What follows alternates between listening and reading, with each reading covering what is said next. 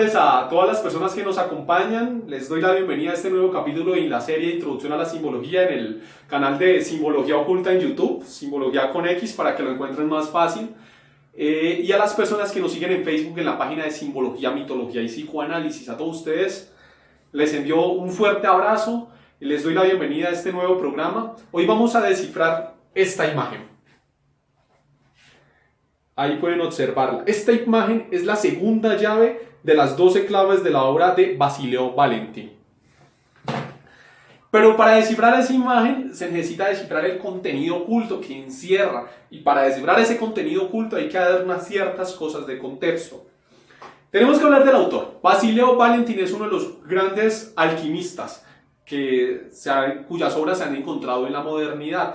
Esos alquimistas no se sabe mucho sobre ellos. La vida de los alquimistas está rodeada siempre de misterio, a tal punto de que no se puede afirmar si realmente existieron o no. Y esto va a pasar con una cantidad de autores.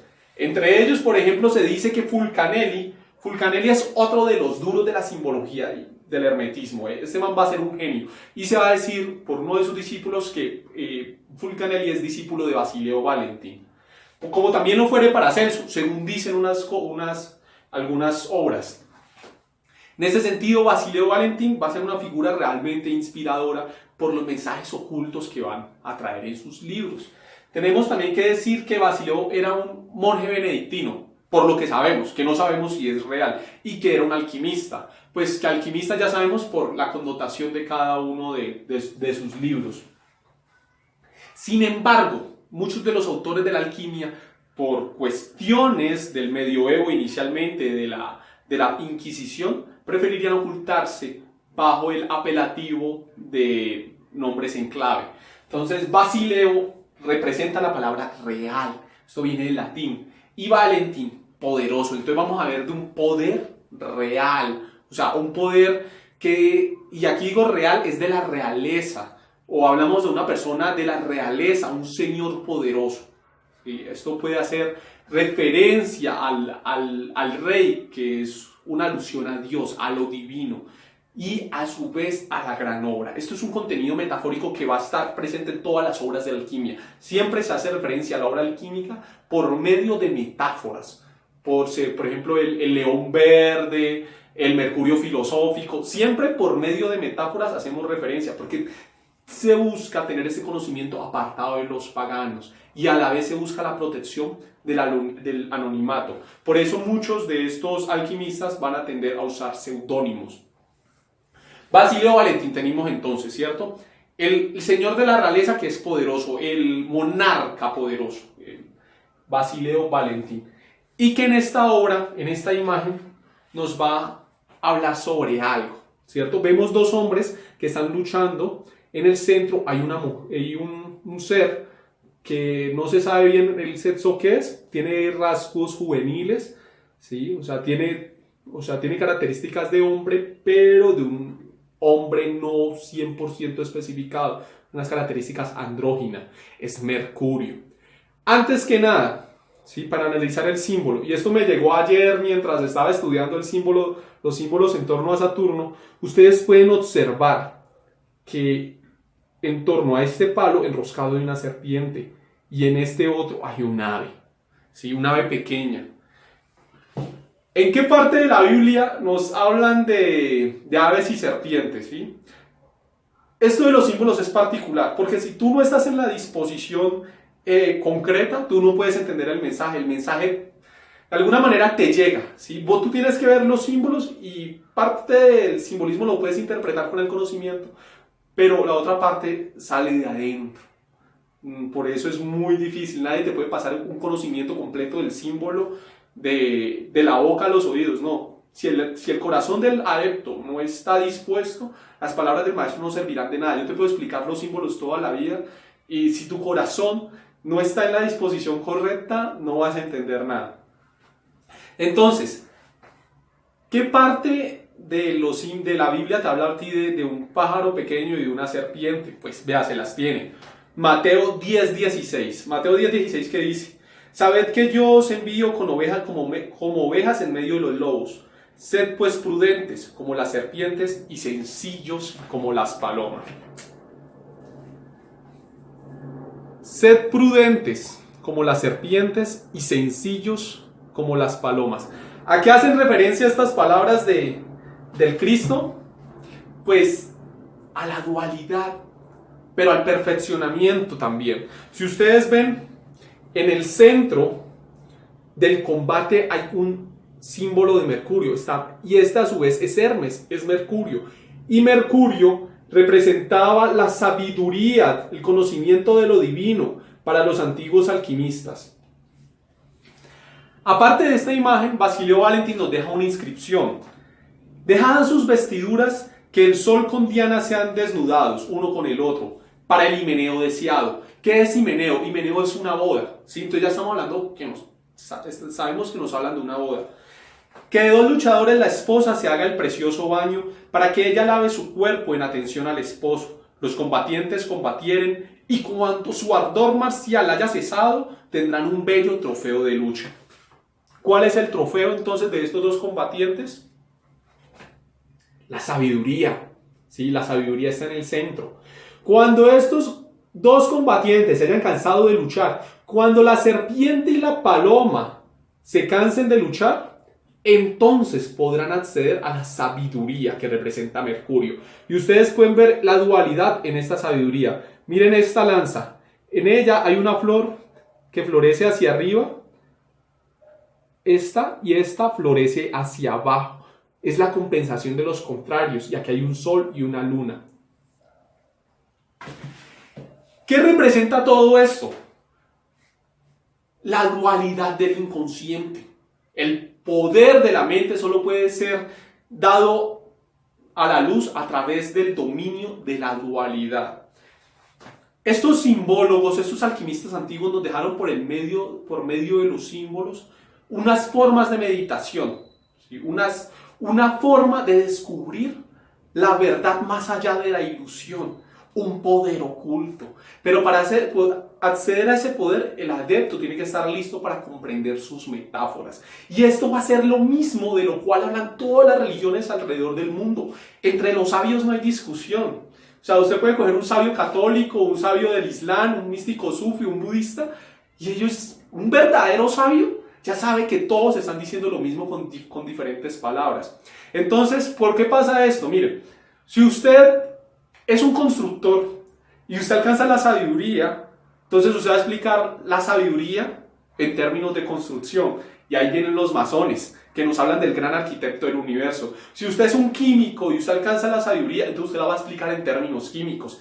Y vienen los alquimistas, ¿cierto? Si usted es por ejemplo, un médico y usted alcanza la sabiduría, entonces usted va a ser un hermetista, como eran los discípulos de Hermes, que eran médicos y explicaban la sabiduría en términos de la medicina, ¿sí? Y si usted es un matemático, usted no va a hablar de la sabiduría en términos de números como hacía Pitágoras.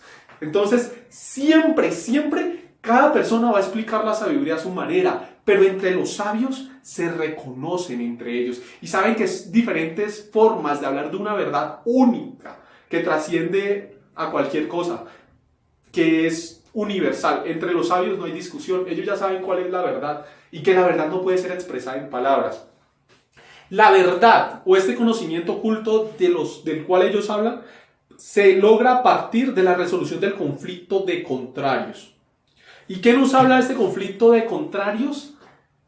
Del consciente y del inconsciente. Todo lo que hablan sobre el espíritu, sobre la transmutación del alma, es un conflicto entre el consciente y el inconsciente. Les dejo, yo ahí ya he publicado otros videos donde hablan de naturaleza solar y la naturaleza lunar y lo que representa el sol y la luna.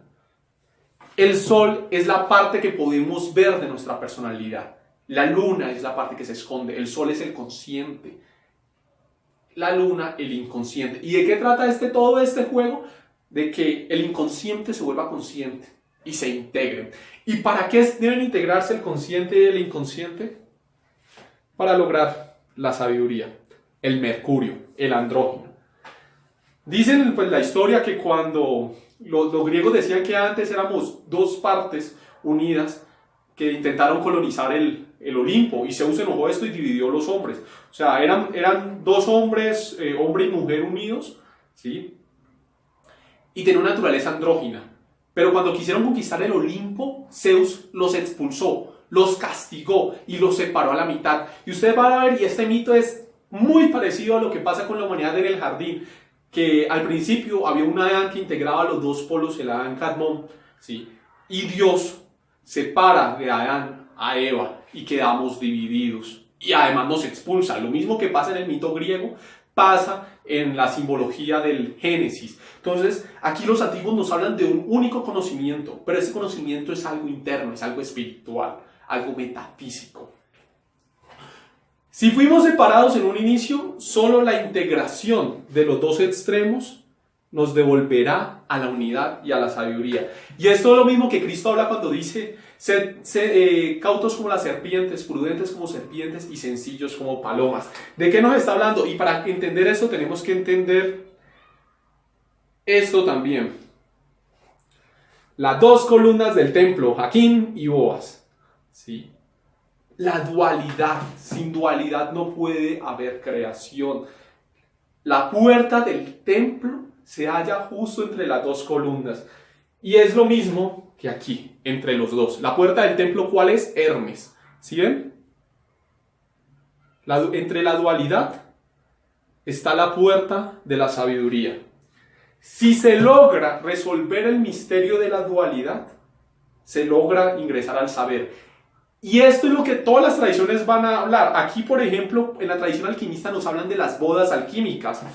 Por eso nos dice Basileo que la esposa está esperando a que se cansen de pelear entre los dos polos opuestos, entre la dualidad. ¿Sí? Está esperando al esposo. Los sufis nos van a hablar del encuentro con el amado, que es exactamente lo mismo. Y los hindúes nos van a hablar del encuentro del conocedor con lo conocido. Y todo esto habla exactamente del mismo principio. ¿Y por qué? Bueno, hay un ave y una serpiente. ¿Y por qué puedo estar tan seguro de que habla de ese párrafo? Porque en la anterior imagen, que ya la examinaremos en otro video, hay un lobo.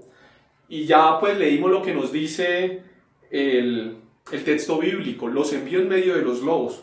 Por lo tanto, ser prudentes como las serpientes y sencillos como las palomas. Al adoptar esta doble naturaleza de la serpiente y de la paloma, ¿qué es lo que está tratando de decir Cristo? Manténgase en el centro.